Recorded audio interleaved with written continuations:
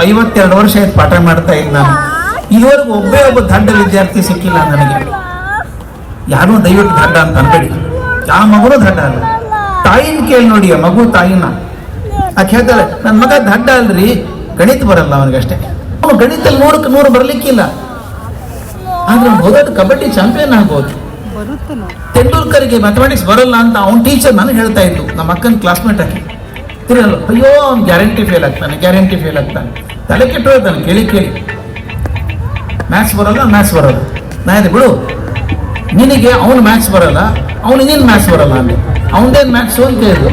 ಅವ್ನು ಇರೋದು 5 foot 4 inch ಇದ್ದಾನೆ. 4 ಇಂಚ್ ಆಗಲ್ಲ ಬ್ಯಾಟ್ ಹಿಡ್ಕೊಂಡು ನಿಂತ್ಕೋತಾನೆ. 4 ಸೆಕೆಂಡಲ್ಲಿ ಬಾಲ್ ಬರ್ತದೆ ಅಲ್ಲಿಂದ ಇಲ್ಲಿ, 4 ಸೆಕೆಂಡಲ್ಲಿ. ಅಷ್ಟೊಳಗೆ ಅವನು ಎಡಗಾಲು ಎಷ್ಟು ಮುಂದೆ ಇಡಬೇಕು, ಬ್ಯಾಟ್ ಹೆಂಗೆ ಮಾಡಬೇಕು, ಎಲ್ಲಿ ಹೊಡಿಬೇಕು, ಜನ ಎಲ್ಲಿದ್ದಾರೆ, ಮೇಲ್ ಹೊಡಿಬೇಕಾ ಗ್ರೌಂಡ್ ಹೊಡಿಬೇಕಾ, ಇದೆಲ್ಲ ತೀರ್ಮಾನ 1/4 ಸೆಕೆಂಡಲ್ಲಿ ಆಗಬೇಕು.